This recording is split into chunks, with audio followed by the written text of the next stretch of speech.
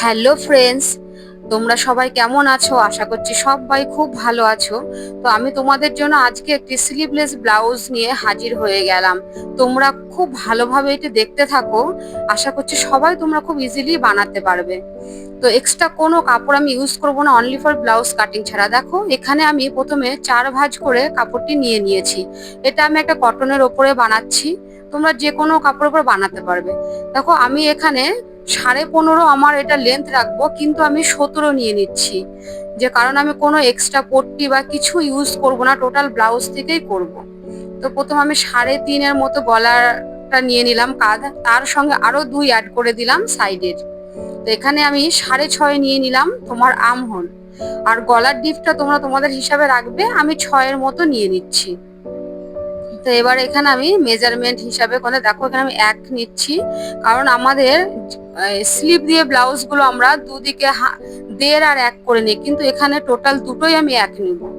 তো এখানে আমি দেখো 3 মতো নিয়ে নিলাম। 3 নিয়ে এবারে আমি এটা ভি নেক, হালকা একটু ভি শেপ দিব।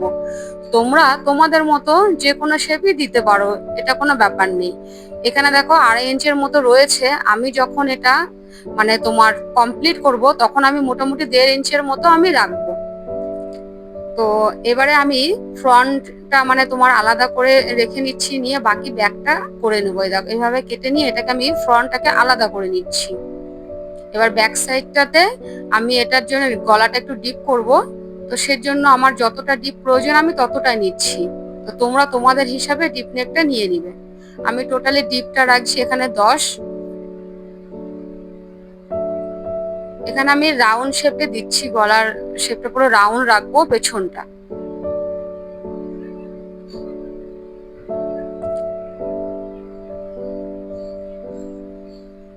আর দেখো এখানে আমি কাট লাগিয়ে নিচ্ছি। কাটটাকে লাগাচ্ছি কেন সেটাও তোমাদের খুব তাড়াতাড়ি আমি স্টিচ করার সময় বুঝিয়ে দিব। কারণ আমি আগেই বলেছি কোনো এক্সট্রা কাপড় বা কোনো পট্টি ছাড়াই আমি ব্লাউজটি তৈরি করব খুব ইজিলি। এই দেখো কাট লাগিয়ে নিয়ে এইভাবে দুটো ফোল্ড করে এটাকে আমি সেলাই করব। তাহলে কি হবে, গলাটা তোমার খুব ফিনিশিং এর সঙ্গে বসে যাবে।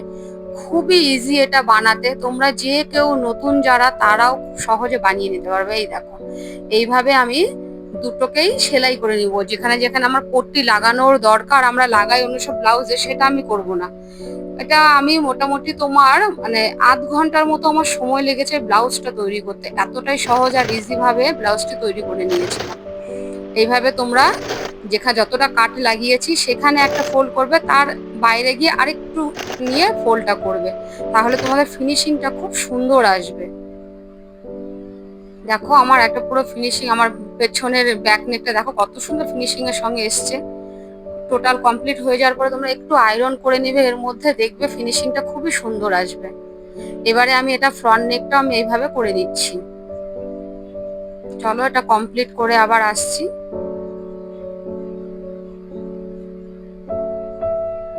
তোমরা যে কোনো গলার শেপ এর মধ্যে দিতে পারো, গোল গলা, রাউন্ড গলায়। দেখো এটা যেহেতু আমি ভি নেক রাখছি, হালকার উপরে ভি রাখছি, সে কারণে আমি সামনাটা তোমরা একটু আরেকটু কাট করে নিবে যখন তোমরা এটা গলাটা ফোল্ড করে সেলাই করবে।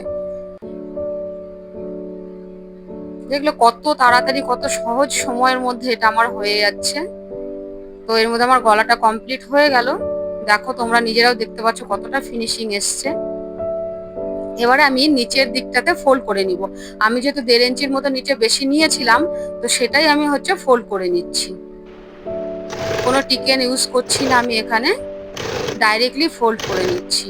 আর কটন কাপড়ের উপরে বানালে এটা বেশি ভালো হয়, কারণ সহজে এটা বসে যায়, এটা কোনো প্রবলেম হয় না ম্যানেজ করতে। দেখো এবার আমি হচ্ছে দুদিকে টিকেনটা লাগিয়ে নিব। আমি 4 রেখে এখানে টিকেন করে নিচ্ছি। মিডিল থেকে তোমরা ভাঁজ করে 4 ইঞ্চি ধরবে, আর নিচের থেকে 1 মতো নিয়ে নিচ্ছি। তোমরা ভিডিওটা স্কিপ না করে পুরোটা ভালোভাবে দেখলে দেখবে আমি মেজারমেন্ট গুলো পুরোটাই দেখিয়ে দিয়েছি, কতটা কিভাবে কি নেব আমরা।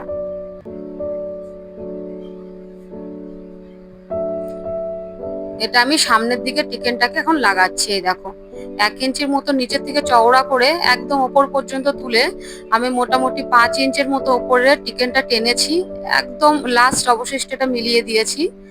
তোমরা ভিডিওটা একদম স্কিপ করবে না ভাই, দেখো কি সুন্দর এটা মিলে গিয়েছে। এটা আমি ফ্রন্ট সাইডটাকে তোমার হচ্ছে কমপ্লিট করে নিয়েছি, আর এটা হচ্ছে ব্যাক। তো তো ব্যাকে আমরা এবার হুক পট্টি লাগাবো। তো টোটালটা কমপ্লিট করার পরে ভালো করে মিলিয়ে নিয়ে দেখো কত সুন্দর ফিনিশিং এ মিলেছে। এখানে হচ্ছে আমরা হুক পট্টি লাগাবো। তো হুক পট্টি তো আশা করছি তোমরা সবাই জানো। তো এটা আলাদা ভাবে আমি জাস্ট একটু কাটিংটা তোমাদের দেখাচ্ছি, আর এক্সট্রা কিছু এটা করছি না।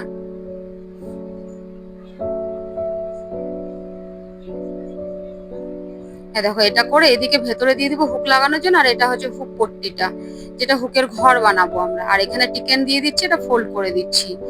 কারণ এইটুকু ছোট ছোট কাজগুলো আশা করছি তোমরা সবাই জানো। তো ভিডিওটা বেশি লং হয়ে যাবে, কারণ এটা আমি যেহেতু বলেছি খুব শর্টকাটে দেখাবো, তো আলাদাভাবে ওটা আমি আর করাটা দেখালাম না। এই দেখো এইভাবে দিয়ে একটা একের উপরে দিয়ে বাস, যার যতটা বডি মেজারমেন্ট হিসাবে ফিটিংস, এটা আমি হচ্ছে তোমার 33 চেস্ট, আর হচ্ছে 32 হচ্ছে তোমার হচ্ছে চেস্টের নিচে যেটা কোমর আছে সেটার মেজারমেন্ট হিসাবে আমি ফিটিং করে নিব বাস। আর সাইডেও তোমরা ঠিক আর্ম হোলটাও ঠিক সেম একই টাইপের করে তোমরা হালকা করে কাট লাগাবে প্রথমে, করে তারপরে তোমরা একটু ফোল্ড করে নিয়ে এইভাবে সেলাই করে নিবে, সেম যেটা আমরা গলাতে করলাম। তো আশা করছি আজকের ভিডিওটি তোমাদের ভালো লাগবে। আমি মেইন কুইনের উপরে পরিয়ে দেখিয়ে দিয়েছি। ভালো লাগলে একটু লাইক করো আর সাবস্ক্রাইব করে পাশে থেকো। Bye bye.